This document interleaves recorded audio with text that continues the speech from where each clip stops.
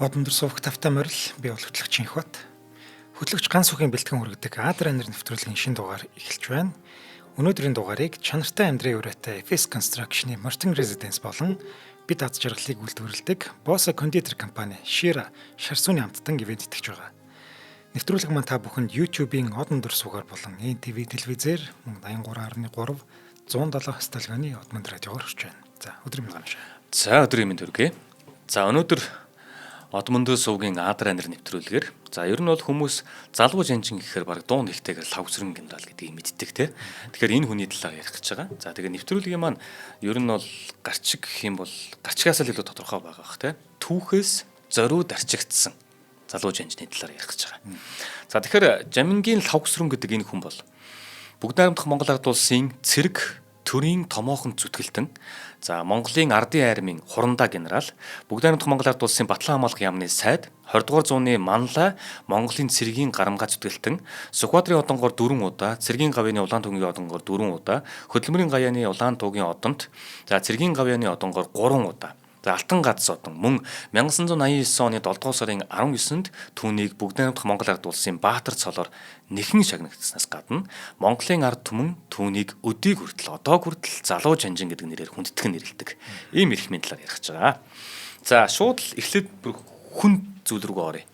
Хэдүүлээ 1981 оны төсөөлөл л да. 1981 оны 100 Улаанбаатар хот ардын хувьсгалын 60 жилийн өн баярын жагсаал. 81 он гэхээр те 60 жилийн. Энэ тэгшүүн баярын жагсаал бол мэдээж улаан туг намирсан, урай лоозонгоор амьсгалсан ийм одоо жагсаал болж байгаа. Энэ баяр наадмын хамгийн том сюрприз нь болохоор юу юм гэхэлэр кино театрын дэлгэцснээ нээлттэй хийсэн говь хянган тулалдсан нь хэмээх 2 ангид өнгөт кино юм байна. Тэгэхээр энэ киног бол Мосфильм, дээрээс нь Монгол кино үйлдвэрийн хамтын бүтээл гэж үздэг. Энэ кинонд 1945 оны чөлөөлөх дайны ялалтыг цэл залуухан Монгол генералын стратегийн гоц ухаантай холбонд дүрсэлж эхэлдэг. Гэхдээ яг жинхэнэ тэр цэл залуухан Монгол генералын бүтээсэн гавьяаг нь тэр чигт нь тэр кинон дээр харуулахдаа жүжигчин Төмөр Баатарын бүтээсэн дүр буюу Юмжаагийн Цэдэн балын гавьяа болгон харуулсан байдаг энэ киногаар. Тэгэхээр энэхүү одоо төвийг бүтээсэн Төмөр Баатар гэдэг хүндтэй 25 настай байсан гэдэг төрийн шагнал олгосон. Олохдоо мэдээж нөгөө нэг бүтээсэн дүрдэн те Юмжаагийн Цэдэн балын дүрд бүтээсэн учраас сөрийн шагналыг олгож штэ те. Тэгсэн чинь одоо Төмөр Баатар гэдэг хүний хувьд бол жүжигчний хувьд бол 25 настай байхдаа буюу хамгийн залуу төрийн шагналтан болж исэн тэр үед. Ийм гоё алга ташсан, нижгэнсэн ийм уур амьсгалтай тэр жил болж илаа. Харин яг тэр фронтын шугамн дээр тулдаж явсан Ахмад дайчдаг штэ те. Би биенээсээ тэр киног үзчихэд бид нар мдэггүй л баг л та. Гэхдээ тэр хүмүүс тэр киног харчаад би биенээсээ залуу жанжин хаана байна вэ гэж ганцхан асуултыг тавьдаг байсан. Тэгтэл яг тэр мөчөд халах голын болон чөлөөлөх дайны галын шугамыг биеэр туулж цагаан хэрмийг давсан отхон Монгол жанжин болох лавсрын хятадд талтай хүн гэдэг гүтгэлэгт өртөж Балгаардах элчин сайдын албанаас эргүүлэн татагдаад тэтгэврийн хідэн төгрөгнөөс өөр төр нийгэм зүтгэснийг нь гэрчлэх баримтгүй гэртээ сууж ирсэн. Энэ бол нэр хүнд ба дурсамжийн тулаан буюу галын шугам дээр байсан яг тэр генерал уу эсвэл эндэр дээр генерал болгож харуулсан тэр хүн үү гэдэг хоёр үний том зөрчил байсан.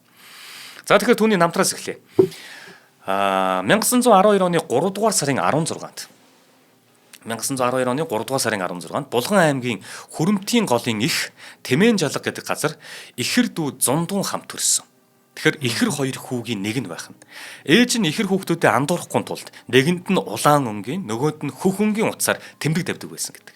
Лавсрын багада дүүгийнхаа утсыг сольж зүгээд ээжигээ бодлуулж илүү будаа идэж ааваасаа хатуу донх сонсч байсан. Тийм л адилхан ийм хүүгүүд ихэр хүүгүүд байсан гэсэн үг.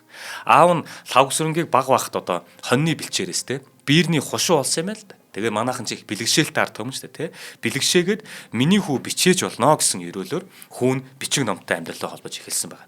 За, нагад заах нь болохоор одоо анх бичиг үсэг заасан гэж яригддаг. Тэгээд 1925 онд буюу хүүг 13 настай байхад нь одоогийн Булган аймгийн төвд танхим хэмээх одоо сургууль те баг сургууль нэгдсэн байна. Тэгээд түүнд элсэн орсон анхныхан сурагчдын нэг. Тэр үеийн сургууль бол өнөөдрөх шиг байхгүй мэдээж хичээл хийдэг гэртээ унтна. Тэгээ бүсээд ирлэн дээлнийхээ хагасыг нь дэвсээд хагасаар нь өөрийгөө хочж чондог зүдрүүхэн сурагчдын нэг байсан.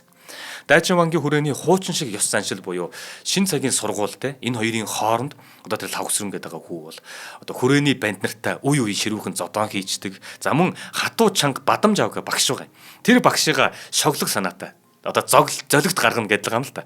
Гурилаар хүн хийгээд галд шидчихсэн. Тэгээ бүр шилэн хүзүүн дээрээс сулгаагаад хатуухан тийм банк те хүртэж явсан ийм дүрсгүй нөхөр явж исэн баг. Багта. За эргэжил буюу одоо 14 нас хүрсэн үедээ пионерын гишүүн болж хүрээний лам нарын орхимжоор улаан бүч хийж зүгээд танхимынхаа сурагчтай нийлээд бүхий олон багчууд гэдэг дуулан жагсаж явсан. Ийм хүү байгаа. За танхимаа төгсөөд Булган хаан уулын хошууны тамгын газарт тал бичээж болсноор төрийн хэрэг зүтгэж эхэлсэн байна. За бид нар чинь нөгөө маш олон хүний түүхэн дээр тал бичээж гэж яригддаг шүү дээ. Мэдээж тэр үед яагаад тал бичээж ийм жоохон хүүхдүүд хийгээд эхэлж байгаа гэхээр нэгдүгээр бичиг үсгтэй болоод эхэлсэн учраас төрийн албыг залгуулахдаа тал бичээж ажлыг хийж эхэлдэг. За түүний дагуу бол төрийн албанд ингээ орсон. Тухайн үед болохоор нөгөө сайн яриад шүү дээ. Хуучин шиг ёс заншил гэдэг шүү дээ. Хуучин саг. Тэр нь юу юм гэхээр хошууны тамгыг 3 давхар хайрцагнаас гаргаж сөхөрд суугаад альц авжгаад дардаг. Тийм хуучин шиг одоо тийм хуучин цагийн ёс заншлыг биеэр үзчихсэн энэ хүү. За тэгээд сард 18 янз бүрийн цалинтай ажиллаж эхэлсэн байгаа. За ер нь бол 17 настайдаа буюу 1929 онд гэхэд феодлын хөрөнгө хураах тэр 29 он ч нэг феодлуудын одоо хуучны хутагт лам ноёдуудын те хөрөнгийг хураах ажилд маш ихээр явсан. Энэ ажилд нөгөө 17 настай хүчин дайшлагдсан байгаа. За ингээд хураасан 40 гаруй мянган мөнгөн төгрөгийг 40 гаруй мянган мөнгөн төгрөгийг өхөр тэргээр аймагт хүрэхээр болсон юм байна л да. Тэгээд нэг хөргөж өгөхөр ажлыг ингээд даагаад авцсан байхад нь тэр нөгөө нэг хөрөнгө аваад явж байгаа гэдгийг мэдсэн бас тухайн үеийн нэг юм дээрэм тонууд хийдэг нөхдүүд байгаа. Тэндээс чагтан гэдэг очдог гомб тэргүүтэй дээремчд зам тосч байгаа гэдэг тийм төгшүүртэй мэдээ авсан баг. А гэхдээ өөрийнх нь үүрэг бол нөгөө нэг хурааж авсан тэр феодлоодоос хурааж авсан гэдэг юм үү. Тэр хөрөнгийг аймагт хөргөж өгөх одоо тоош их тутаах үргэж өгөх юм үүрэгтэй байх нь шүү дээ. Тэгсэн чинь Аз улсад хажуугаар нь Орос жолоочтой дээрээ хятад иргэд суулгасан машин явж байсан. Тэр нь дайгдаад шүн дунд буун дундуур хар хурдаараа давхсаар агаад лүн орж хураасан мөнгөө бүрэн бүтээр нь хүлээлгэж өгсөн нь лавсрынгийн хувьд бол анхны баг байлдааны даалгавар гэж хэлж болох үйл явдал байна. Тийм байна. За тэгээд 20 насны босгон дээр ирэхдээ одоо нөгөө цэрэгт татж байгаа байхгүй юу? Одоо үеийнхэн нөхдүүдийг татж байгаа. Тэгсэн чинь тэр үед байх нөгөө нэг юм бичигдсэн хууль биш гэхлээр яг нөгөө нэг хошууны бичээч хийж байгаа хүмүүс шүү дээ, тэ. Эднэр бол нөгөө бичиг үсгтэй учраас цэрэг татдаггүй тийм нэг юм бичигдээгүйцэндээ хууль байдаг байсан. Гэтэл лавсрын гэдэг энэ хүүгийн хувьд болохоор сайн дураараа би явмаар байна гэсээр хагаад цэрэгт элсэж цэргийн хувьд өмссөн байгаа юм. Ингээд Монголын ардын хувьсгал цэргийн Тамсаг булгадах 15 дугаар морьт дивизэд хуваарлагдсан байна. За тэгээд Тамсаг булаг гэдэг маань мэдээж байрлал явд хаана байгааг мэдчихэж байгаа. Тэндээ очиод Пулематийн Навачкаар алба хааж эхлээд удалгүй сургуулийн одоо буудлагад 2 удаа онц дүн авч сумангийн даргаасаа Казбек гэдэг тамхиар шагнуулсан явдал нь одоо ирээдүйд те яг энэ одоо салбартай байна гэдэг юм уу те тэр цэргийн зүтгэлтэн болох тийм дохион байсан гэдэг. Удалгүй лавсрын бусадтай одоо энэ Пулематийн бүтэц болон те буудлагын техникийг зааж сургадаг сургагч багш нь болсон ба сургадаг багш нь болсон. За тэгэл лавсрын бол өөрийнхөө бичиг үсгийн мэдлэгээ эхэндээ бол нэг тэгж ил гаргаагүй баг нууцлж байсан шахуу байсан. Тэгээд ер нь бол ингэж явсаар хагаад мэдэгдэн шүү дээ тий бичиг үсэг уншаад ингэж юм мэдэгдэн. Тэгэхээр тэр үед байгаа цэргүүдийн дундаас бичиг үсгдэг хүн бол ядчил тэр нөгөө их зохиох гэдэг ч юм уу тий ямар нэгэн албанд томилогдох нь ойлгомжтой. За тэгээд төд удалгүй мэдээж нөгөө бичиг үсэг мэддэг тий төрийн хэрэг явуулдаг байсан гэдэг утгаараа түүнтэй нөгөө хамт мөр зэрэгсэжсэн хүмүүсээсээ илүү одоо хорооны нууцын дарга тэгээ их зохиогчийн албанд томилогдсон байгаа.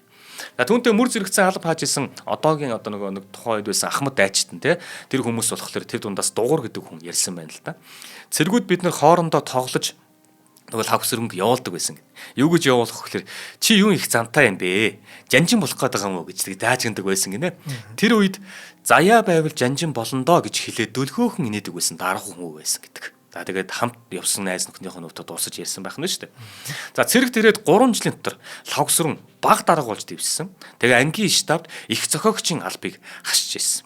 За ингэ байжсэн чинь 1935 онд төхөөд эхэлсэн. Тэгээ 35 онд төхөөд эхлэнгууд хэсэг офицерын бүрэлдэхүүнийг зөвлөлтийн одоо улс төрийн академид дэргэдэх улс төрийн ажилтнуудыг бэлтгэдэг тийм 2 жилийн курст суралцуулахар болсон юм байна л да.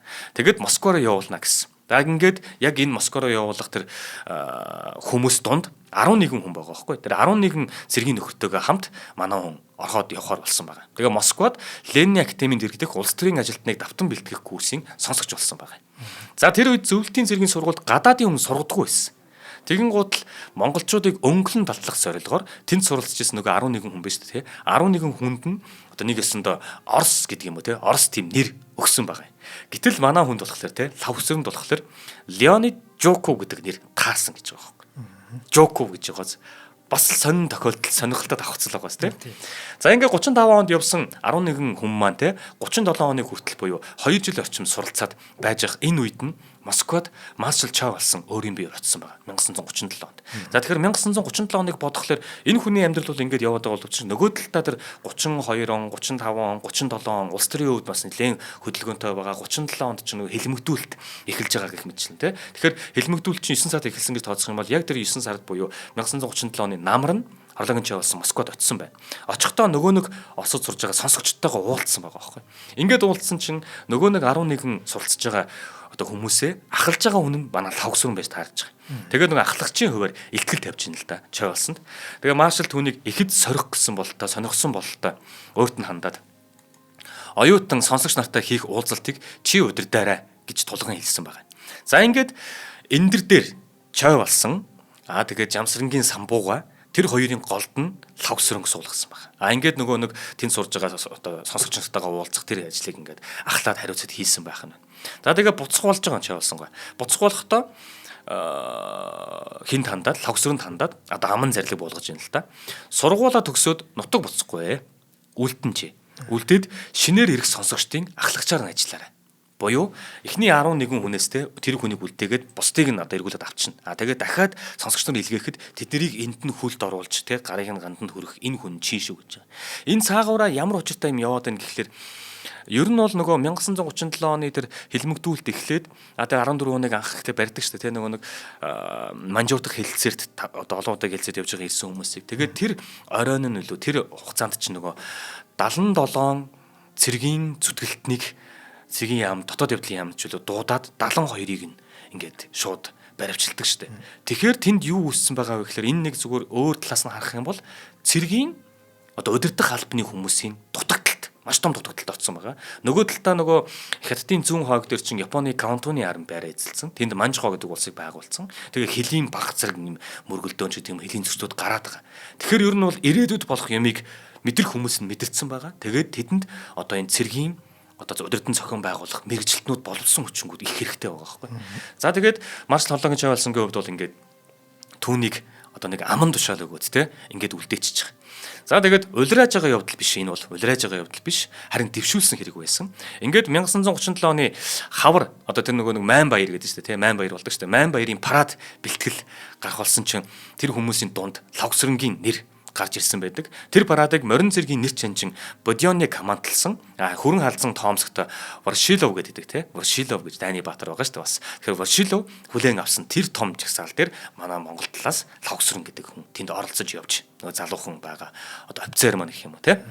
За тэр жил бас нэгэн сонин одоо учрал болсон юу вэ гэхэлэр Орос улбаны улсын Батлан хамгаалах яамны сайд Воршиловын урилгаар зөвлөлтийн цэргийн маневрын сургуулийг үзэхээр явж байгаад Сибирийн төмөр замын тайг өртөөнд учир битүүлгээр нас орсон Бүгд найрамдах Монгол ард улсын анхны маршал Дэмдийн шарлыг Монгол руу буцаах ёслол тэнд болсон. Орос талаас. Бид нар нөгөө нэг Бүгд найрамдах Монгол ард улсын цор ганц армийн генерал Батын Доржийн төлгийг хийж яхад Батын Дорж болохоор яг энд бас нэг цэрэг байж идэг шүү дээ. Тэгээд нөгөө Дэмэд генералын шарлыг Оросоос наашаа онгоцоор авчрахад нь энд хүлээж явахад Батын Дорж байгаа тэр хүлээж авсан цэргүүдийн донд явж идэг. Тэгвэл нөгөө талд нь Дэмэд генералын шарлыг наашаа явуулах болоход Орос талд нь бас тэр одоо юунд оролцож явсан хүн нь манай лавсрын байж таарад байгаа. Тийм ээ. Тэгээд лавсрын болохоор хорооны нууцын дарга байсан гэж явахынхаа өмнө те нууцын дарга байхдаа анх Дэмэд генералыг харж ирсэн. Дэмэд генерал тэр үед ерхий сургуулийн захирал бөгөөд комиссар, хувьсгал цэргийн зөвлөлийн тэргүүлэгч, ерхий сайдын орлогч сайд, цэргийн явдлын яамны сайд бүх цэргийн занчнаар томилогдсон. Тэгээ улсын баг хурлын тэргүүлэгч явсан хүн байсан. Тэр үед тэр хүнийг харж ирсэн байна. Хамгийн сонин гэх юм бол шүү те. Хамгийн сонин гэх юм бол одоо өнөөдрийн манай яриад байгаа энэ лавсрын гэдэг хүн яг энэ Бүгд найрамдах Монгол ард улсын анхны маршал Дэмдийн одоо энэ цэргийн албан тушаал агсан яг энэ шатыг бүр ингээд нэгч алхасгүйгээр яг ингэж араас нь өгсөн намтартай хүн байд юм байна. За хоёул хамтран ажиллаж ярьчих. За өнөөдрийн дугаарыг маань чанартай амьдрын Мортон резиденц ивент итгэж байна. За ашиглалтанд 100% орсон 20 дугаар ээлжийн 58-аас 122 м квадрат бүхий 2-4 өрөө байрнуудаа санал болгож байгаа. За эднийх бол би энийг хэлэх их дуртай юм.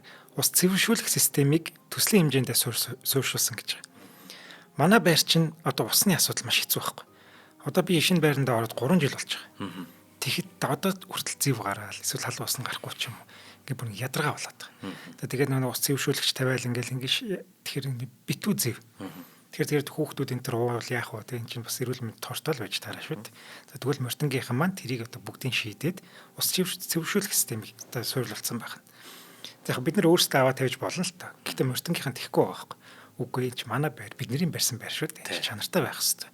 Хэрэглэгч нарт маань та худалдаа авагч нар маань бүгдээрээ чанартай юм хэрэглэх ёстой гэд тэгээд энэ да юг хийж өгч байгаа. Тэгээ чи хэлдэг штэ эднийх дандаа сэтгэл гаргадаг гэд. Тэр нь надад одоо маш их таалагдаад байгаа. За жишээлбэл одоо энэ тагтайг 100% тооцоогүй гэж байгаа. За энэ 100% тооцоогүйгээрээ худалдаа авахчмаар 20-45 сая төгрөгийн хэмнэлтийг гаргаж чадчихаа гэсэн үг юм. За энэ үгээр ядчил гараж авчих шүү дээ тий. За мортинг сонирхож байвал зайсан толгойн зүүн талд Америк сургуулийн Чанх хойно байрлаж байгаа. За яг одоо байрныхын хажууд загварын байр буюу одоо шоурум нь байж байгаа. Тэнцээ очиод өрөөний зохион байгуулалтууд ашигласан барилгын материал зэргүүдийг бүгдийг нь үзэж хараад тэ байраа худалдаж явах боломжтой. За холбогдох бүтцний дугаар нь 76 тэгтэг 67. За баярлалаа. За баярлалаа. За түрүүний хэлдгээр 1930 оны одоо 30-аад оны сүүл үе гэдэг бол Монголын түүхэнд хамгийн цөвөн цагуудын нэг. Яах аргагүй. Улс төрийн их хэлмэгдүүлэлтийн хар элд цэрэг армийн удирдлагуудыг хэрэгж за тэгээд гиндэн дэмдийн хэрэг гэж явсан Японы тагнуулын хэрэг гэх мэтээр зохиомл хэрэгүүд эх орончдыг маань олноор нь гэд хомроглон хөнөөж исэн ийм үе. Яг ийм эгзэгтэй үед буюу 1939 оны 1-р сард Лавгсүрэн зөвлөлтөд сургуулаад өгсөд нутагтаа ирж байгаа. За тэгэхээр яг бас гэж нөгөө нэг энэ хэрэг мэрэгнэдрийн юмуд ингэсэн ч гэсэндээ те одоо яг үннийг хэлэхэд тухайн үед Монголын армийг удирдах хэмжээний цэргийн өндөр боловсролтой боловсон хүчин их цөөрцсөн байгаа ийм үед яг цагийг нь олж дуудаж байгаа гэх юм уу те бараг л төгсөөд ирж байгаа ийм юм давцж байгаа. За тэгээ ирээд удаагүй байжсэн чинь Маршал Чоо болсон дуудсан гэж. Дуудаад уулзсан. Уулзсан гутлаа хамт суралцсан нөхдийнх нь сурлага сахилгыг нэг бүрчлэн асууж тэмдэглэж явж байна. Тэгэхэр чин ер нь те чиглэлэн тодорхойлж байгаа тийм зорилгон тодорхойлж байгаа. Тэгээд 30-аад оны 39 онд ирсэн гэхээр чинь халах голын асуудлууд чинь нэлээд эвгүй болцсон байгаа. Ингээд аминд тулцсан байгаа. Тэгээд 39 онд чинь баруун хил дээрээс тэр зүүн хил дээрээс тэр магадгүй бүр хоёр фронтод зэрэгт холдчих магадгүй ийм эгзэгтэй хүнд цаг үед Монголын одоо энэ төр засаг ард ирэхэд айран маань тулцсан байгаа ийм үед. Яг тэр үед л Лавгсүрэн ирж таарж байгаа байхгүй. За тэгээд айрамд удирдах боловсон хүчин тэр дундаа улс төрийн ажилтан туйлаас дутагдж байгаа учраас Маршал Лавгсүрэнгээс улс төрийн хилцээний дараагаар томилох хүмүүсийг сонгохыг даалгасан байна. Одоо улс төрийн хилцээст ажиллах хүмүүс танахтаас улс хүмүүсээс хинүүс нь бай гэдгийг сонгуулж байгаа. Тэгсэн чинь Лавгсүрэн болохоор өөрийг нь те намайг гол нь хаашаа томилохыг нь эртгэн мэдчихэд анги хоророогаа түргэн очих хүсэлтэй байна гэж шуудхан хэлсэн байна. За ингээд 1939 оны 2 дугаар сарын 15. Тэр чинь 1 сард ирчихэж байгаа шүү дээ. Тэгээ уулзлаа. 2 сарын 15 буюу хэдхэн хоногийн дараа л гэсэн үг. Цэргийн явдлын яамны сайдын 8 тоод тушаалаар гэж байгаа. Сургуулаа дөнгөж төсөж ирсэн 6 залууд шууд комиссар цолгоолгож өндөр албан тушаалуудад томилдсон. Эдэрт маань одоо үнэхээр энийг авч явахаас аргагүй болоод энэ залуучуудыг гаргаж ирж байгаа. За дурдах юм бол Дамдан хэмээх хүнд ерөнхий сургуулийн комиссар. За Чогдон гэдэг хүнд улс төрийн газрын зохиолын хилцээний дарга, Батмөнхөд 17 дугаар хорооны комиссар, Пэлчэд 6 дугаар дивизийн комиссар, Лавгад дивизийн комиссар, улс төрийн газрын суртлын хилцээний дарга. За нөгөө Лавгсүрэн гэдэг залууд болохоор хорооны комиссар, цэргийн яамны улс төрийн газрын орлогч дарга гэдэг. Энэ албан тушаалуудад томилоод оруулаад ирсэн. Мөн нэмээд тухайн үед дайны талбар болж исэн те халах голд армийн 1-р группийн командлагч дивизийн комиссар Жоквин, Георги Жоков гэдэг те Жоквин орлогчоор ажиллах одоо тийм одоо юу гэдгийг те албан албий гэдэг юм уу те Лавгсүрэнд хариуцсан байдаг байхгүй. За ингээд халах голын дайн эхэлж байгаа. За халах голын дайн эхлэхэд Леонид Жоков буюу те манай нөгөө хүний чинь нөгөө Оросд очихд нь Орос нэр өгөхдөө Леонид Жоков гэсэн шүү дээ. Харин нөгөө нэг жинхэнэ Жоков буюу Георги Жоков хоёр тэнд нүүр тулж уулзж байгаа байхгүй халах голын дайны эхлэл дээр. За Монгол Жоков, Орос Жоковтай нүүр тулж танилцж байна гэсэн үг. За анхны уулзалтаар Жоков болохоор газрын зураг дээр маш дэлгэрэнгүй тэмдэглэсэн Японы цэргийн байрлалыг нэг нэгэнгүү тайлбарласан байгаа. Тэгээ Япончуудад ямар хариу өгөх, тэ бэлтгэл, тактикийг Маршал Хорлогийн чой болсон болон Лавгсүрэн хоёрт нэг нэгэнгүү тайлбарлаж өгсөн. Улмаар халах голд Лавгсүрэн Айрмын группийн бүрэлдэхүүнд багтжсэн Монгол Ардын хувьсгал цэргийн анги нэгтгэлүүдийн дайны ажиллагааг удирдсан, цэргүүдийн дунд байлдааны болон хүмүүжлийн асар их үйл ажиллагааг өрнүүлж эхэлсэн байна. Тэгээ одоо ингэ бодъё. Яагаад нөгөө залуу жанжин гэдэг нэр яваад идэг вэ гэхээр энэ хүн 27 настай байгаа одоо. 27 настай ирнээсээ бүгд найрамдах Монгол Ард улсынхан ирээдүйн тэр том хариуцлагыг үүрж тэр том тулааныг удирдан зохион байгуулсан хүн нь Лавгсран байж таарж байгаа. Гэтэл бид нар чинь өмнө нь одоо бүгд найрамдах Монгол Ард улсын цор ганц Айрмын генерал Батын дөржийн дугаарыг бэлтгэж байгаа. Тэр хүн чинь бол агуу хүн шүү дээ. Гэтэл энэ хүн чинь халах голын дайнд цэргүүдийг бэлтгэдэг буюу Улаанбаатар хотод цэргүүдийг бэлтгэдэг хорооноос цэргүүдийг бэлтгэж явуулдаг байсан. Тэр Батын дөржийн дугаар дээр одоо Лавгсран генералын хувьд Батын дөржид хандаад Батын дөржийн анги нэгтгэдээс ирж байгаа цэргүүд ингээд бэлтгэл сайн хангагдсан байдгаа гэж урам өгсөн гэдэг ч тийм. Тэгэхээр Батын дөржид урам өгөх хэмжээний. Нөгөө талдаа Дандарбаатар одоо энэ халах голын дайнаар тодож гарч ирдэг. Тэгэхээр Дандарбаатарыг удирдах ажиллаж исэн буюу Монголын хувьсгал цэргийн айрмыг удирж исэн хүн нь Лавгсран бол таарж байгаа. Тэгээд 27 настай залуу. За тэгээд халах голд байлж байсан цэргүүдийн бэлтгэл ур чадвар бас ингээд дутмаг байх ийм тохиолдод гарч ирсэн. Яагаад гэвэл Монголын айрамд чинь шин цагийн одоо тэр зэвсэг техниктэй одоо халах голын тэр байлдааны чинь болохоор дэлхийн түүхэнд хамгийн том агаарын одоо тулгаралт болсон ч гэж ярьдаг жижиг том одоо 100 гаруй мөргөлдөөн болсон ч гэдэг маш том тултаан. Зарим түүхчид болохоор эн чинь дэлхийн 2 дугаар дайны эхлэл тэнд тавигдсан гэж үздэг. Энэ том дай. Тэр үед одоо нөгөө улс төрийн хэлмэгдэлт гэдэг юм уу тэр зөвхөн улс төр гэлтгүүгээр яг тэр цэргийн одоо зүтгэлтнүүд маань тэгээ бүр явж бүр фронт дээр дайнд одоо оролцож байгаа энэ хүмүүс дээр хүртэл цэргийн дарганаар байлдагч нарыг хүртэл тойрч гараагүй тэр хэлмэгдүүлэлт бүр тэнд байлдаж байгаа хүмүүс дээр хүртэл ирээд идэх байсан. Тэгсэн чинь үүнийг харсан Лавгсран нөгөө 27 настай залуу чинь энэ хууль завхруулсан үйлдэлийг таслан тогсоохын тулд Лавгсран дараах тушаал гаргасан гэж байгаа. Үүнд биш аар саар сахилга журмын хувьд арга хэмжээ авч болох хэргийг шүүх таслах газар ямар ч материалгүй шилжүүлэн өгөх явдал гараад байна. Ийхүү хууль ёсоор шилжүүлэх явдлаас манай хувьсгалд хуулийн нэр алдарх хоёуг учруулж энэ явдлаас үндэслэн үнэн шударга ажилтан ажил дэмий хоосон хэрэг татагдах явдал байж болзошгүй тул дээр дурдсан зүйлийг онц анхаарч хэрэг бүртгэн нарийн тодорхой хянан гүйцэтгэх явдлыг анги нэгтгэлийн эрх баригчдад хатуу тушааж гэмгчлэн бүр ийм зоригтойгоор одоо тэнд байлдаж байгаа фронтер байлдаж байгаа хүмүүсээ өмгөөлж хамгаалж байгаа байхгүй. За их мэтчлэн өөрийн байр суурь илэрхийлж ирсэн.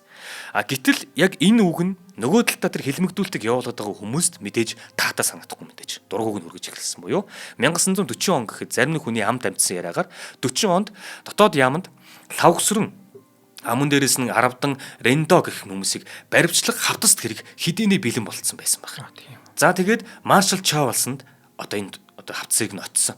Тэгээ маршалж болсон батлал бол шууд одоо бариад хордог тэр хэлмэгдүүлэлт юм үргэлжлэх гэдэг байгаа байхгүй.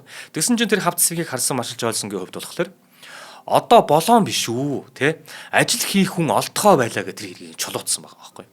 Тэгэхээр чин яг үндсэндээ тэнд байгаа тэр чухал улсуудыг бол одоо бүр татгатад туллаа гэхэд авч болохгүй гэдэг тал дээр маршалж олонгийн чавалсан бол ингэж хааж исэн байх нь.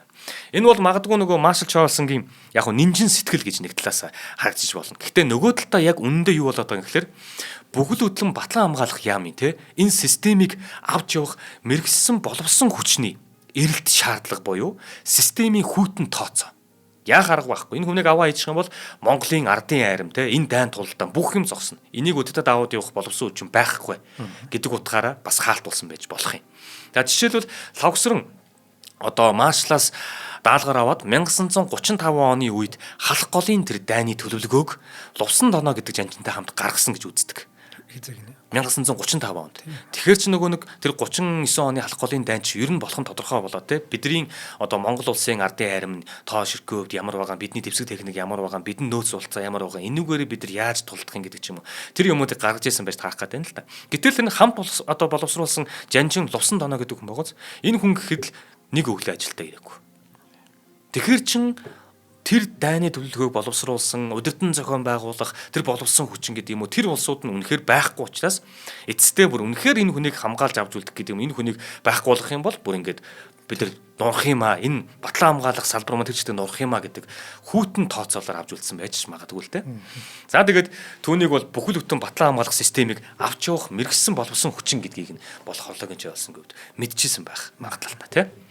За тэгээд Ямар ч сан дээр нөгөө нэг халах голд очиж байгаа шүү дээ, Жуковтой уулзаад те лавгсрын 27 настай нөгөө нэг лавгсрын гэдэг цэргийн хүн маань дээрээс нь маршал хорлогийн чай болсон. Тэгээд Жуков дээр уулзаад анид төлөвлөгөө бүх юм одоо яриад ингэлээ.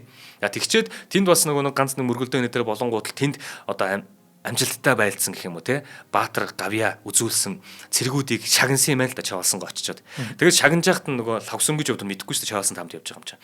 Тэгээд шагнаж ийсэн чинь нөгөө чавалсан гавья шагнал өгчсэн цэргүүд донд одон гардуулаа явж гин гэж байгаа байхгүй. Одон гардуул явж ийсэн нэг цэрэг дээр очиод гаццсан гинэ. Гацсан гутлаа эргээд лавгсрын руу харсан юм. Лавгсрын руу харангуутлаа нөгөө лавгсрын хандаад нөгөө лавгсрын гэлдэг гэсэн. Нөгөөт нь одоо мэдээж юу гэдгийг те харангуутл нь энэ хүн танаа хамаатна уу гэж асуусан байгаа байхгүй. Тэгсэн чинь тэр хүн нь буюу тэр шагнуулж байгаа цэрэг биш үү те. Тэр цэрэг нь болохоор лавгсрынтэй нөгөө усны тусламжтай адилхан ихэр дүүболох нөгөө зундуу нь байсан байгаа. Тийм үү. Тэгсэн чинь лавгсрын одоо ихэр дүүтэйгээ зундуутайгаа уулзаагүй 10 жил өнгөрцөн байсан. Дүүгээ тэнд байгааг ч мэдээгүй. 10 жилийн дараа нөгөө зундуу нь байж таарад тэгээд 10 жил болсон дүүгээ ихэр дүүгээ дайны талбарт олж хараад энэ бол итгэмээргүй том учралтай. Тэгсэн чинь чаа болсонгүй дүүтэйгээ уулзаа 5 минут өгье гэд. Тэгээ уулзсан байна. Тэгээд ах トゥ хоёр ихэр хоёр ах トゥ чинь 10 жилийн дараа Тэврэлт нь золгож исэн байгаа. Тэнд Ихрээ харцсан нөгөө зондоо ч байж байгаа шүү дээ. Тэгэд гүүж очиж болохгүй. Тушаалтай байж идэг. Тэгээд урд нь маршал явж байгаа. Хөдөлж чадахгүй шүү дээ. Гэтэл маршал болохоор нөгөө лавгсрынтэй адилхан зогсож байгаа юм те гахаад харчаад хоошоо харснаа танаа хамаатна уу гэж байгаа байхгүй. Мэдэхгүй байгаа байхгүй бас те. Ямар гоё очирлаа. За тэгээд энэ хоёр маань 5 минут уулзсан гэж байгаа. Тэгсэн чинь зондоо нэг цэрэгт очсон халах голын дайнд тулдаж яваа байхгүй. Ихэр дүүн. Тэгээд гутал нь ингээд зулгаараа ханзарцсан. Тэгээд нөгөө шагнал авах болонгууд л нөгөө хамт тулж исэн дайчин нөхрийнхөө гутлыг гойж өмсөд ирсэн гэд. Тэр дугаагаа ахта хэлсэн юм яасан. Тэгээд лавгсрын өөрт байсан илүү цагаан ултаа гутлаа. Тэгээд бугуун цагаа нөгөө дүүдэд тайлж өгөөд ахын ёсоор захиас хилээд тэгээд одоо нөгөө дараагийн албанд яваад өгсөн гэж байгаа. Тэгээ халах голоос өөрөө буцах замдаа нөгөө фронтод зориулан хэвлдэг эх орны төлөөгөөд сонин байд юм байл та. Тэр сонин дээр нөгөө дүүгийнхэн тухай бичсэн, дүүгийнхэн гавьяг бичсэн байсныг нь буцах замдаа олд танилцаад уншсан гэж байгаа байхгүй. За тэгээд яг одоо лавгсрын гэдэг энэ хүний хувьд те тэнд одоо нөгөө халах голын дайныг удирдах шүү дээ те. Удирдаад нөгөө түрүүний ярьжсанаа Дэмэд генералын тэр агсан буюу цэргийн цолоодыг ингэж ахиж авч явсан тэр гавьянуудыг яг араас нь туулсан буюу ерөөсөө бүр ийм сар өдрүүдийн зайтай цэргийн алтан тушаалуудыг аваад өсөө явсан байгаа байхгүй. Одоо жишээлбэл нөгөө 27 настай буюу 1939 оны 3 дугаар сарын 3 гэхэд түүнд хорооны комиссар гэдэг цолыг өгсөн шүү дээ тий. Энэ нь болохоор одоогийн хурандаа цолтой тэнцв. Тэгэхээр 27 настай хурандаа байсан гэсэн үг. Гэтэл 39 оны 3 сард хурандаа байгаа шүү дээ. 39 оны 4 сар гэхэд хошууч генерал болж байгаа шууд. Дэвшиж байгаа юм. За тэгээ 39 оны 6 сар гэхэд дивизийн комиссар буюу одоогийн дэслэгч генерал гэдэг цолыг авсан байна. За 39 оны 7 дугаар сарын 19 гэхэд одоогийн хурандаа генерал буюу корпусын комиссар гэдэг цолыг авсан. 1941 он гэхэд одоо нэг 29 нас хүрч шүү дээ. 29 настай байхад л корпус командлын захирагч буюу одоогийн хурандаа гэдэг генерал гэдэг цолонд хүрсэн. Ийм хурдтайгаар одоо цолууд авч цэргийн гавьяага, Баатар гавьяага үнэлүүлсэн ийм хүн байдаг. За тэгээд 41 он гэхэд ерөөсөө эн чинь нөгөө нэг мэдээж халах гол дээр явж байгаа тэр тулдаан бол Монгол төмний тулдаан шүү дээ. Монгол хүн бүрэл одоо их хил дээр мөн болж байгаа энэ тулгуурлалтын талаар түнд явсан ах トゥ амрагс адан өөрийнхөө эр нөхрийн араа санаа зовж байгаа. Гэтэл тэнд чинь Баатар гавьяа байгуулж байгаа. Энийг өдөртөн зохион байгуулж байгаа. Энэ олон Баатар ирсүүд маань одоо Монгол төмөндөө бүгд л Баатараар дуусгагдаж яригдаж байгаа. Ард нь бол ерөөсөө өдөр болгоны хүмүүс ямнаас гарч байгаа сэдв бол те халах голын тулалдаа. За тэгэхээр тэр дунд бол залуу жанжин лавгсрын гэдэг нэр бол Монгол орон даяар тархацсан. Тэнд 27 28 настай залуу те Монголын армийг тэргүүлж байгаа. Монголын армийг удирдах байгаа. Тэгээ нөгөө нэг Жуков гэдэг зөвлөлтийн тэр том удирдагчтай те зэрэгцэн Монгол одоо армаа удирдан эх орноо хамгаалж байгаа гэдэг энэ нэр алдар бол түгдсэн байна. За тэгсэн чинь түүний амьдралын хамгийн тод өнгө ард талыг нь баттааж явсан хүн бол түүний гэргий Гомжавын Даш Цэдэн гэдэг эмэгтэй. За Даш Цэдэн гэдэг эмэгтэй бол тухайн үед монголчууд дундаа алдартай одоо нэг хотын те хамгийн дэгжин хэнцэр үзэсгэлэнтэй бүсгүй гэж яригддаг. Тэгэхээр энэ хоёр хүн хоорондоо гэрэлж байгаа гэдэг тэр чимээ бол те ерөөсө Монгол орон даяар хүн болгоны ам дамжин яригдж байгаа тэр сэдв. Ягаад тэгэхээр нэг талдаа залуу жанжин маань те нөгөө талдаа Монголын одоо үзэсгэлэнтэй тэр бүсгүй хоёр нэг гэрт орж байгаа гэдэг яриа бол өстой Монгол төмний хувьд бол маш их баяр хөөр тэгээд амнаас ам дамжин яригдж байгаа тэр сайхан мэдээ. Одоо жишээлбэл 1941 онд энэ хоёр хүн гэрэлсэн гэж үздэг. А гэхдээ Гомжавын Дашцэтэн гэдэг энэ эмэгтэй биш үү те? Бас зүгээр ч нэг эмэгтэй биш. Богд хаан Жавзан дамбын төрсөн дуу төрийн Чойжин лам. Бид нар Чойжин ламын музей гэж мэдэн шүү. Тэгэхээр төрийн Чойжин лам Лувсан хайдав гэж хүн байгаа. Лувсан хайдмын өргөмөл охин нь. Тэгэхээр түүний эцэг бол Гомжав гэдэг хүн. Тэгэхээр Лувсан хайдмын өргөмөл охин гэж явдаг. Улсын хөгжим драмын театр буюу бидний мэдэх Бөмбөр ногоон тий. Бөмбөр ногооны анхны хөгжимчин бүжигчдийн нэг. За тэгээд одоо хүрээний сайхан хүүхэн хэмээгдсэн авьяаслаг тийм жүжигчин бүсгүй байсан. За энэ хоёрын одоо хорим найр гэдэг юм уу? Энэ хоёрын нэг гэрт орж байгаа гэдэг бол одоо үнэхээр сайхан мэдээ. За тэгээд залуу жанжин гоо бүсгүй хоёр бол ингээд гэрэлсэн 41 онд.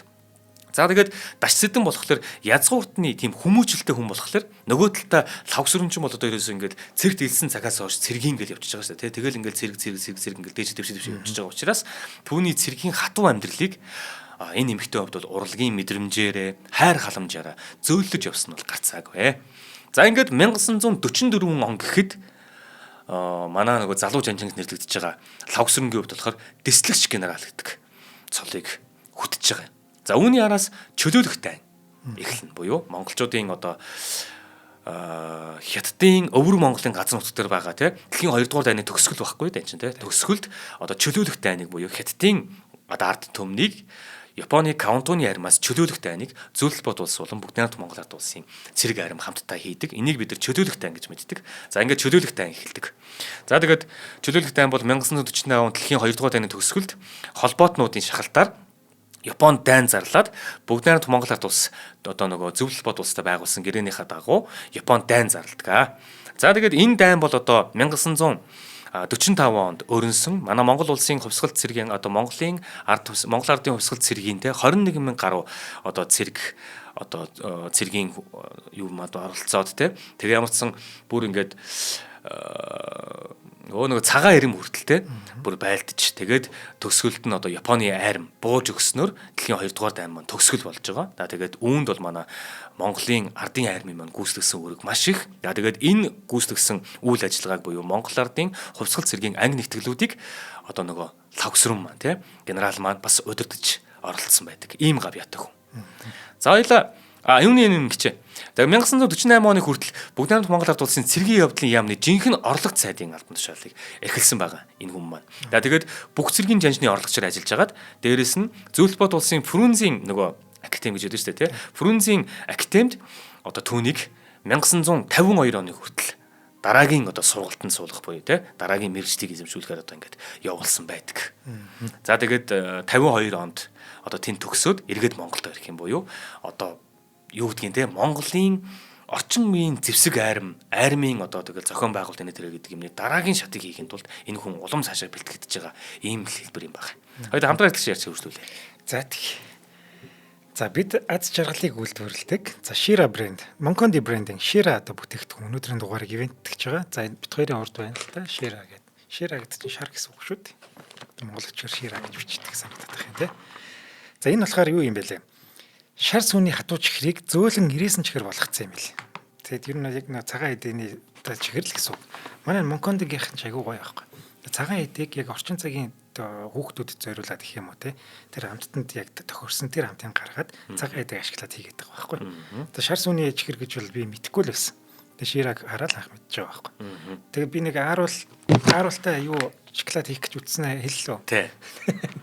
Бүтгүүн байх гэсэн чи бүтдгийм байлээ тэр чинь. Би хаяада ингэдэж нэг орой зургт мөхт үзээ сууж байгаа ч юм уу те нэг ааруул байгаа шүү дээ чихэн чих хорхоо ааруул идэж сууж байгаад хажуу талд нь байгаа нэг уутаа чихэр шүү дээ те задлаад идэж үзсэн. Тэгээ нөгөө нэг хорхоо хаалдаг холиод идэхэр бүр юм гоё амт гараад байна. Тэгээд ингээд холиол идээд идэх. Тэгэхээр одоо яг эний чинь нэгтгэхэд хийцэн гэсэн үг шүү дээ те. Тийм л гэсэн үг.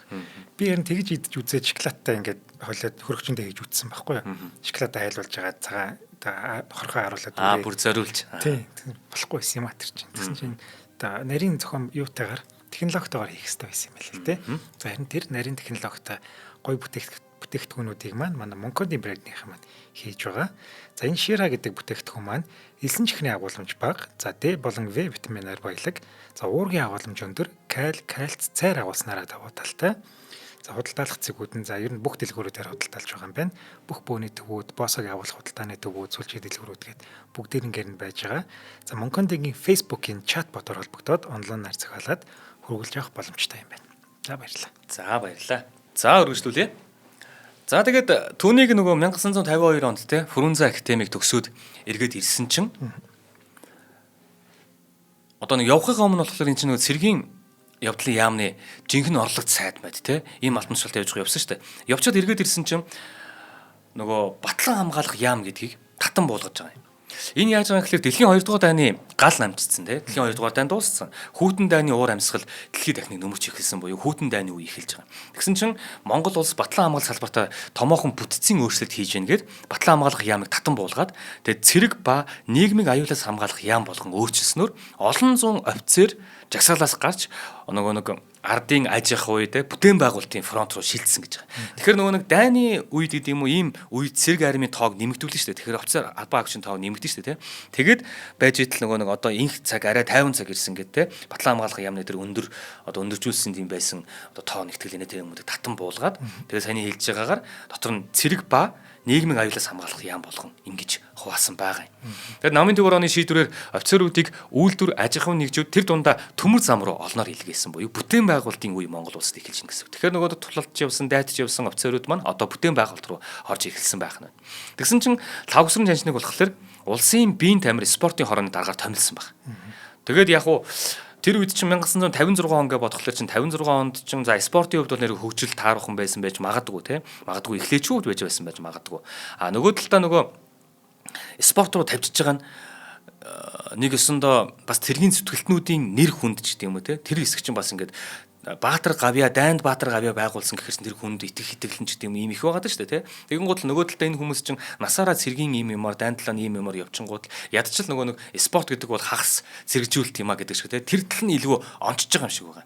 Тэгээд яг энэ бие тамирын спортын хорооны дараагаар суухад өөрийнх нь авсан юм гэх юм бол тий. Тэр салбарын хувьд ямар ч нөгөө нэг юм байр байхгүй, ямар тэмцээн уралдаан зохион байгуулах юм тодорхойгүй. Тэгээд спортоор хичээллэх нь хүний эрүүл мэндэд ямар байдаг вэ гэдэг талаар ямар ч үзэл суртал байхгүй те ийм л юм хүлээж авсан байгаа. За ингээд бүр нийгэм даяараа үнгүүтсэн, үнэлэгддэггүй байсан энэ салбарыг одоо босгох ажлаа гадж эхэлсэн байгаа. Яг тийм. Тэгсэн чинь нөгөө бүр ийм байсан гэж байгаа. Нөгөө нэг ийм тэмцээн уралдаан гэдэг одоо ийм улсаас ингээд зохион байгуулна шүү дээ. Тэрэнд нь ингээд сайн дураараа хүмүүсэж оролцдог. Оролцохдоо нөгөө ажиллаж байгаа албан газраас чөлөө мөлөө авах гэхээр өгдөггүй. Тэгээд дуртай учраас ирээд оролцож шүү дээ. Тэгэн гол таслалаа гэж цалин төгрөгийг нь ардталтан шууд хасдаг. Тэгээ бүр ажлаас нь халаа ичдэг. Бүр ийм буюу спортод тийм их нөгөө нэг ийм ач холбогдол өгдөггүй анхаардаггүй ийм байсан үе юм байна. Маш хөндөй гэж. Тийм. Тэгэхээр ийм үед энэ ажлыг авсан хүн одоо лавгсрын бол таарж байгаа. Тэгэн гутлаа одоо энэ ач холбогдлыг таниулах тий биеийн тамирын ач холбогдолыг таниулах юм судалгааны дайныг өөрөө яг хийж эхэлсэн буюу одоо нөгөө яг ийм үзэл суртлын бас дахиад нэг юм хийх хэрэгтэй болж байгаа. Ингээд бүр 2 жил хүрэхгүй хугацаанд маш өндөр амжилттайгаар ажилласан гэдэг. Тэгээд 2 жил хүрэхгүй хугацаанд ажилласан хэрнээсээ юу хийсэн гэж манай энэ спортын ордон. Тийм үү? Тийм. Манай энэ спортын одоо бидэнд ийм биеийн тамирын өнөдөр юм хөгжүүлэхэд бидэнд чим төвлөрсөн байр гэдэг юм уу спортын ийм том заалтай ийм ордон гэдэг юм байхгүй байна гэж санаачлаад тэгээ спортын ордон бариулъя гэсэн. Тийм үү? Яг одоо энэ барилга уу? Тийм спортын ордон. Нөгөөх нь болохоор юу гэж төв цэнгэлдэг хүрээлэн.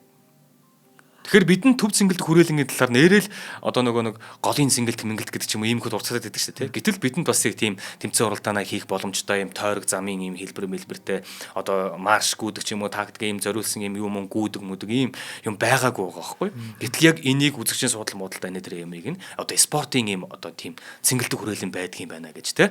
Тэгээ яг энэ спортын ордон болон цэнгэлдэг хүрээлэн ерөөсө 2 жил хүрэхгүй хугацаанд одоо хийсэн байдгийн байна. Хийсэн ажлуудаас нь зүгээр томоохон ажлуудад дурдах юм бол мөн дээрээс нь тухайн үед бол хүн төрөлхтний эвний эдлийн бэлэг тэмдэг олимп гэж байгаа. Ийшээ монголчууд явж үзээгүй, мэдэхгүй ийм зүйл болдгийг мэдэхгүй. Ягаад гэвэл бидний харж байгаа ганц салхи авж байгаа газар чинь л одоо зөвлөл бодулс гэдэг юм уу. Тэгээ ийшээг л харилцдаг, сос орнуудтайгаа л харилцдаг. Тэр дунд нөгөө нэг олимпийг одоо дэмжиж оролцдог орнууд бага байх жишээ нь тий. Бойкотлох гэх юм ийм болдог байсан шүү дээ. Тэгээ байж идэл яг энэ олимп руу тамирчтай илгээх гэдэг тэр замыг нээгээд олимпийн хороо гэдгийг ерөнхийлөгчөөр анхны ерөнхийлөгчөөр нь лавгсрын гэдэг хүн ажилласан байдгийн байл. За энэ дэр нэг юм хэлчихв.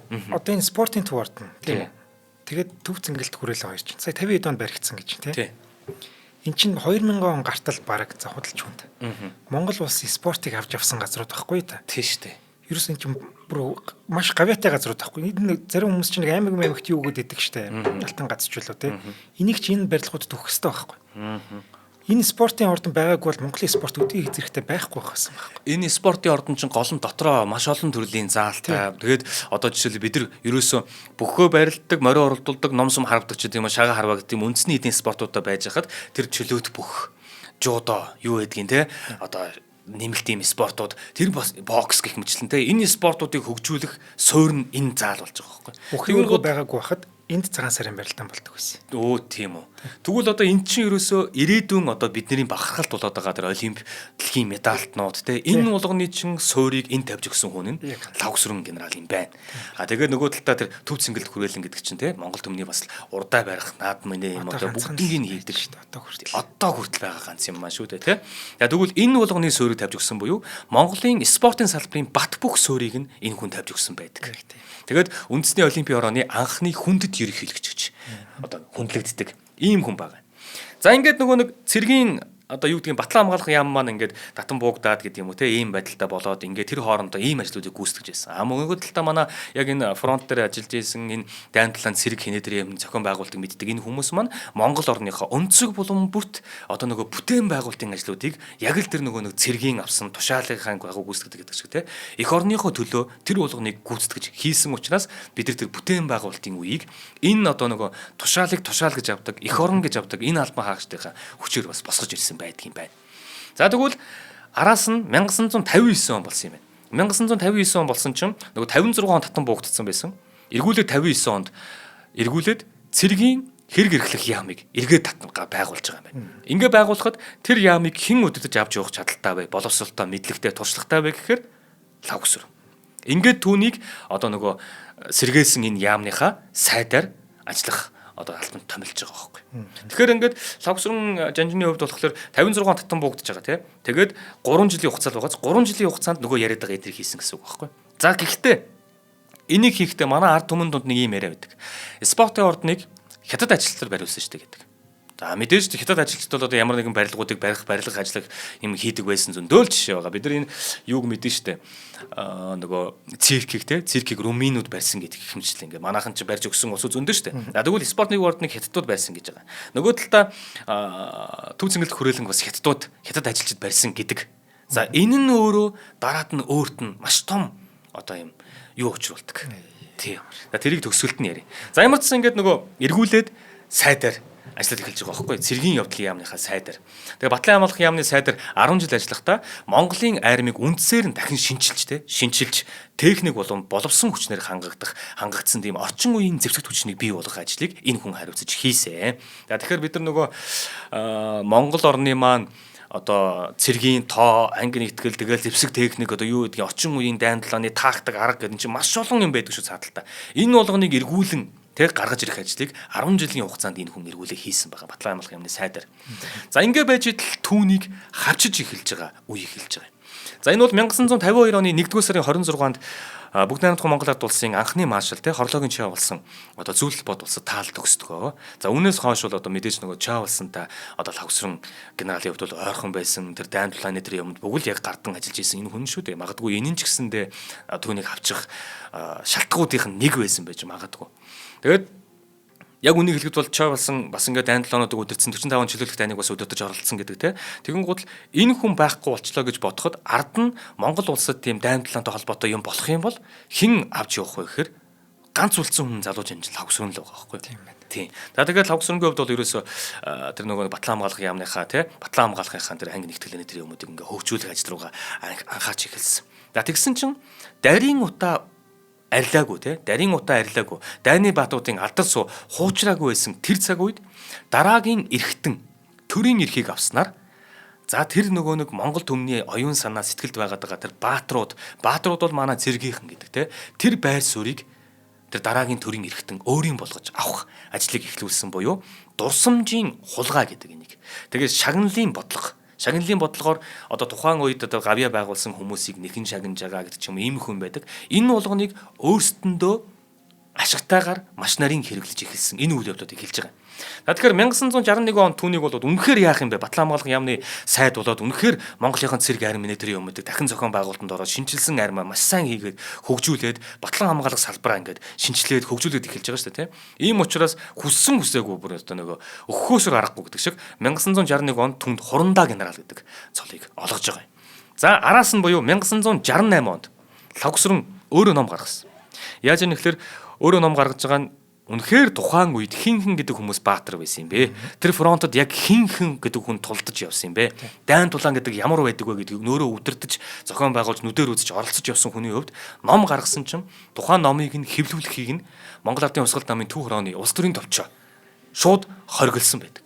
Буюу үнэн гил гаргахгүй болгож байгаа. Нөгөө үнэн одоо яах вэ гэхээр өөрсдөндөө ашигтайгаар хэрэглэж эхлэх буюу тэр баатруудыг өөрсдийн сонгосон хүмүүсээр баатар болгож харуулж эхэлж байгаа. За энэ бол ерөөсөө л нөгөө жинхэнэ баатруудын дуу хоолойг боомлсон гутамшигт хэрэг гэдгийг мэдэх хүмүүс нь бол мэддэг. За 1969 онд халах голын ялалтын 30 жилийн ой тохиож байгаа. 39 онд тултан болсон шүү дээ. 69 онд 30 жилийн ой. Тэн дээр нөгөө халах гол тулж явсан баатруудад те шагнал олгоноо. Нэг юм ой болохоор нэг шагнал өгдөг шүү, нэг тийм юм явдаг шүү. За тэгээ 30 жилийн ой болсон чинь тэр жил улсын тэргүүлэгчид 7 дугаар сарын 4-ний 69 одоо 69 оны 7 дугаар сарын 4-ний 16 цагаас ахуулаад 5-ны өдрийнхөө өглөөний 7 цаг хүртэл бүтэн 15 цагийн турш хуралдсан. Энэ хуралдаан юунд хуралдсан юм бэ гэхээр одоо Батлан хамгаалах яамны те сайд Лавгсрангийн тухай хэлэлцсэн байгаа байхгүй. Тэгээ протоколоос нь үзэх юм бол Лавгсранг Монгол зөвлөлтийн найрамдал таагүй ханддаг, цэргийн сахилга таагүй гэсэн хоёр үндслэлээр голлон буруутгах тийм хурал болсон байгаа. 15 цагийн турш. Ингээд эцэст нь Лавгсран генерал өөрийн хүсэлтээр Батлан хамгаалах яамныхаа сайдын албан тушаалыг одоо өгдөг буюу чөлөөлөгдөх хүсэлтээ өөрөө өгдөг. За ингээд Батлан хамгаалах яамны сайдаас бууж байгаа. Нэгдүгürt. За үүний араас болохоор 1971 он. За 69 онд буучлаа тий. Тэгээ 1971 он боллоо. Ардын хувьсгалын 50 жилийн ой гэж болдгоо. 1921 онд болж исэн учраас 71 онд 50 жилийн ой болж байгаа. 50 жилийн ойгоор нь шүү дээ тий. 8 хүнд бүгд найрамдах Монгол ард улсын баатар гэдэг цолыг олгосон байгаа. Ингээд цолыг олгохдоо тэдний дотор яг фронт дээр цус хасгаруулж явсан байлдсан 5 дайчин байгаа. 5 дайчинд бүгд найрамдах Монгол ард улсын баатар гэдэг цолыг олгосон. Тэгээ 1939 болон 1945 оны дайнуудын гол удирдагч нөгөө амьд домог болсон Лавгсранг зориуд энэ үед орхисон.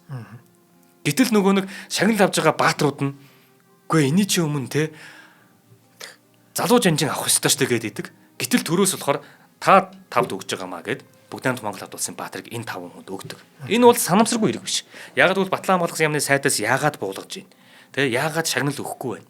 Нэг өсөндөө цаагаараа одоо энэ Батлан хамгаалах салбар гэдэг юм уу энэ цэрэг дайны баатар генералууд те яаж их орноо хамгаалсан бэ гэд тэд нартай хайртай байгаа монголчуудын тэр зүйлийг албаар ингэж мартагнуулж те хүчийг нь сулруулах тэрэнд итгэж байгаа хүмүүсийг те ер нь жоохон мартагнуулж байгаа ийм одоо нэг юм санамсаргүй хэрэг биш байгаа байхгүй. Тэгээд Лавгсранг ард түмний нүдэн дээр илтэд оромжилж байгаа. Лавгсранг бол хинч биш болгож байна гэдгийг те Лавгсран бол хинч биш болсон шүү гэдгийг цаагаараа харуулж байгаа улс төрийн хүүтэн тооцоо гэж байгаа. Гэхдээ яг 1961 онд бол нөгөө нэг үнэхээр нөгөө Батлан хамгаалах салбараа ингээд исэн учраас те тэрээр бол Хурандаа генерал гэдэг цолыг бол автсан байсан. За энэ бол өстой бүр нөгөө зүү ёснээс бол учраас энтэй хинч марахгүй. Түүнээс хойш тэрээр нөгөө ардын их хурлын тэргүүлэгчдийн газар гэх юм уу те тэнд за тэгээд бүгд найрамдах Балгаар улс руу онц бөгөөд бүрэн ихэд элчин сайд гэдэг. Ер нь бол нэг дэвшүүлэн зайлуулна гэдэг шиг те ингээ бүр холдуулчихж байгаа. Монголын хэрэгээс бүр холдуулаад бүр мартагнуулах гэж байгаа байхгүй. Ингээд элчин сайдаар явуулсан. Ингэж явуулсан байж ийсэн аа. Тэнд чинь ингээд элчин сайдынхаа одоо үүргийг нэр төртөгөөр хугацаагаа дуусгаад ирж байгаа хүмүүс гэж байдаг шүү дээ те. Тэгүүлэхгүй бүр. Яваад 2 жил болсон багт нь араас нь хятадд талтай хүн гэж гүтгээд буцаагаад эргүүлэн татчих. Тэгэхээр нөгөө нэг батлаа юу вэ нөгөө нэг манай спортын ордныг тэг хятадын одоо ажилчид барьсан гэдэг юм уу ингэсэн гэдэг юм уу тэр нь өөрт нь эргүүлээд нэг юм гайвалсан гэдэг ч юм уу тэр барьсан тэр зүйл нь хийсэн зүйл нь Монголын ирээдүйд юу болсон бэ гэдгийг бодлоо. Гэтэл зүгээр тэнд барьсан барилга нь барийг барьсныг нь хятад барьсан гэдэг ийм шалтгаанаар түүнийг дахиад харлуулах ажил нь эхэлж байгаа байхгүй. За ингээд эргүүлээд татчихж байгаа. Эргүүлээд татна гэдэг бол хугацаагаа гүйцэтгэж чадаагүй буюу те томилогдсон байгаа хугацаагаа гүйцэд нэр төтөөгөр хааж чадаагүй гэдэг бол бас дахиад л гутамшиг. Бас дахиад гутамшигт хийж байгаа. За тэгээд эргэж ирээд баг хүчээр түүнийг тэтгэвртэн суулгачиж байгаа. За тэгээд энэ цагаас хойш бол нөгөө тэтгэврийн хідэн төгрөгнөөс өөр тэр хүнийг биш те нөгөө төр нийгэм зүтгэснийг нь гэрчлэх тийм зүйл байхгүй гэртээ сууж байгаа байхгүй. За тэгээд ингээд байж энэ заяа. Одоо ингээд нөгөө юу гэдгийг яг тэр хүний тухай бодох юм бол тэр хүнийг бодох юм бол өөрөө Монголынхон эх орны те бүрэн бүтэн байдал, аюулгүй байдал энэ болгоныг гардан, удирдан, дайн толгойг хийж авч явж ингэж авч үлдсэн баатар хүн шүү дээ. Гэтэл тэр хүн шагнал нэхээгүй.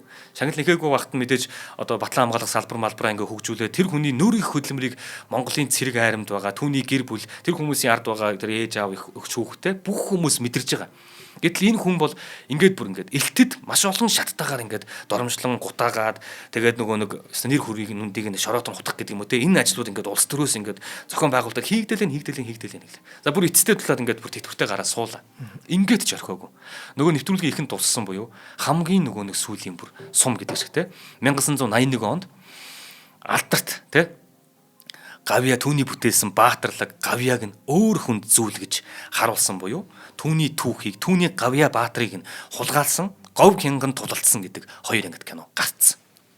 Энэ бол бараг л Монгол түмний хайрлан хүндэлдэг залуу жанжны зүрхэнд нь бараг сум зооцсон эцсийнхэн зүйл юм байл.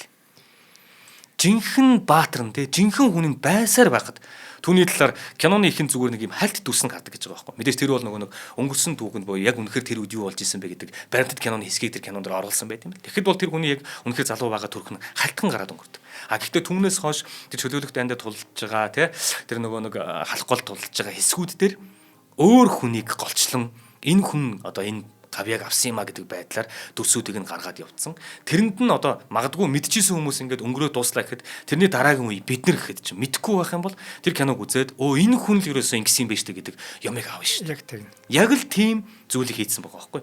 Тэгээд тухайн үед хийсэн нөгөө яг тэр тухайн үед нь хийгдчихсэн халах голын дайнтай холбоотой, чөлөөлөх дайнтай холбоотой, баримтат кино, ойд зориулсан тэ зурагт альбом тэ түүхийн ном энэ болгонуудад бүр зориудаар лавсрынгийн сүудрийг бүр тусгаагүй. Түүхэн үнний эсрэг энэ бол үйлдсэн гэмт хэрэг шүү. Түүхэн үнний эсрэг үйлдсэн гэмт хэрэг. Нэг хүний одоо нэг хүндээ одоо зориудаар хийж байгаа зүйл шүү. Энэ бол түүхийн өмнө үйлдсэн гэмт хэрэг. За ингээд нөгөө говь хянган тулалдсан гэдэг кино гарлаа.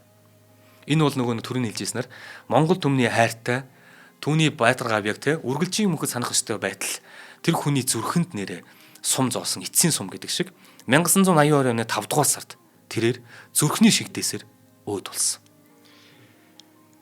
Ингэтлэн тэр хүнийг те нөгөө амьд байхад нь те амьд байхад нь өхүүлнэ гэдэг шиг бүр ингээд бүтэн тэр үзэл суртлаар бүтэн зүйлсээр хийсэн бүх Гавьяг нь хулгаалсан, хийсэн бүх Гавьяг нь өөр хүнээр харуулсан. Ингээд бүр гомдоохын дэдэр гомдоож, гутаахын дэдэр гутааж эцэст нь энэ хүн зүрхний шигдээсээр нас болсон байна. Хараа би нэг жижигхэн зохиол бичлээ гэж бодъё л та. Тэнгүүд миний тэр бичсэн зохиолыг өөр хүн гарч ирээд би бичсэн юм гэх юм бол би уурлаа. Би бүр нэлээд уурлах баг. Гэтэл энэ хүн чинь эх орныхоо төлөө. Тий. Эх орны аварчаад байхад энэ биш энэ хүн аварсан юм гэх юм бол ямар хэцүү байх бол гэд би бүр төсөөлж чадахгүй. Тэгээд тэр хүн ингээд өөрийнх нь хийсэн юм те тэнд өөр хүн хараад хажууд нь ихнэр хүүхэд нарч ядчихлаа. Хамгийн ойртод нарч. Гэтэл тэр шившгийг яагаад нөгөө нэг хүмүүс мэдрээд те ингээд идэг вэ гэхэлэр нөгөө нэг яг тэрийг фронт дээр нь гал дээр нь хамтдаа байсан тэр нөхдүүд нь бүгдээр харж байгаа шүү дээ. Тийм. Шагнал авахаас иччихэж байгаа зарим нэг. Бүр бухимдаад байна. Тийм. Яагаад жанжин ярихдаггүй юм бэ? Тэгээд тэр нөгөө нэг юу мөөг үзэхлээрээ те тэр нөгөө чөлөөлөх дайнтай холбоотой алах голтой холбоотой тэр нөгөө ойн баяр маяраар нь гаргаж байгаа юмуудыг харахлаа. Лавсан генерал хайцсан байх гэдэг. Үннийг нууж болдог л доо. Гэтэ хизээч бүрэн нууж чаддгүй байхгүй. Хизээ нэг тойлоо ингэ ярьж шít. Тэрний чинь л энэ бүр нэг юм тий.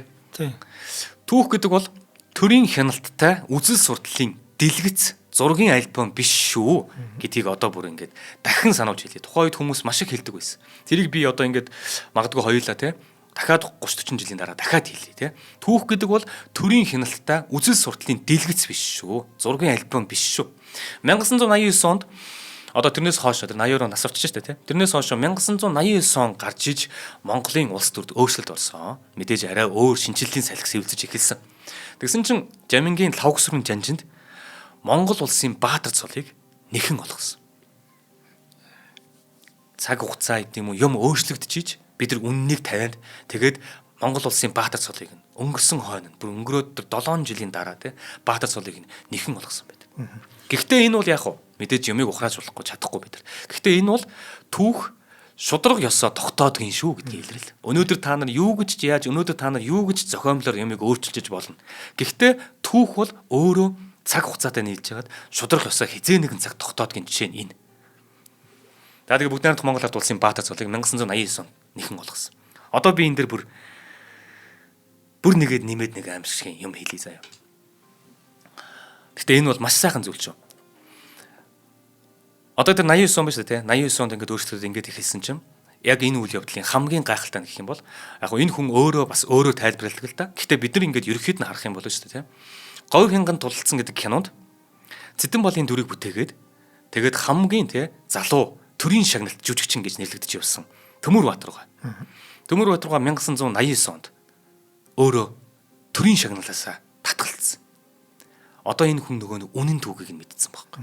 Тэг үнэн түүхийг мэдсэн учраас төрийн шагналаасаа татгалцлаа би гэдэг юм бэл.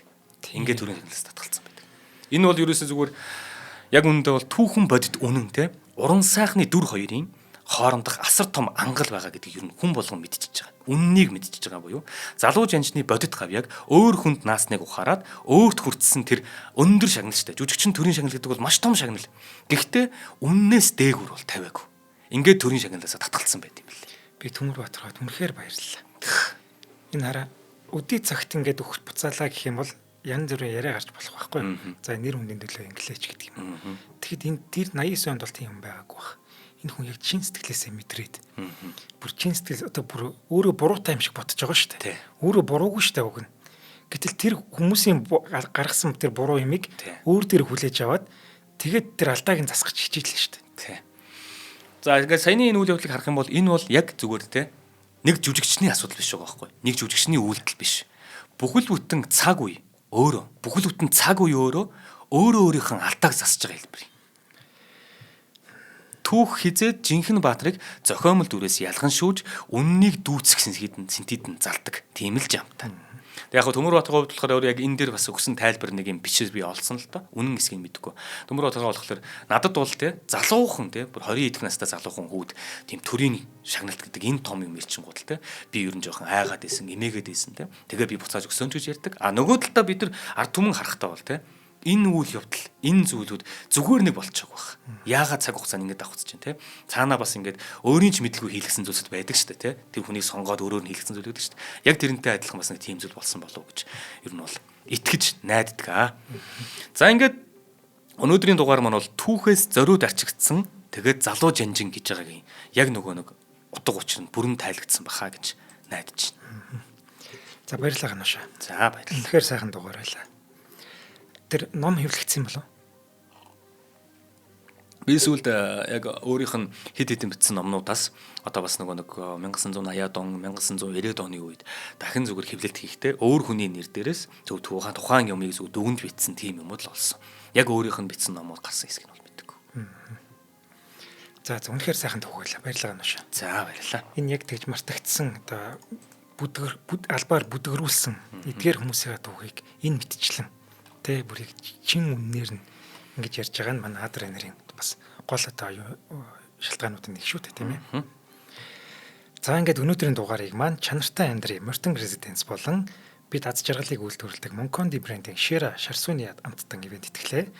Нэвтрүүлэг маань та бүхэнд YouTube-ийн од өндөр суугаар болон NTV телевизээр мөн 83.3 107 стилгоны од мөндөр хажуугаар хүрсэн. За Гануша дараагийн дугаараар уулзъя. За баярлалаа.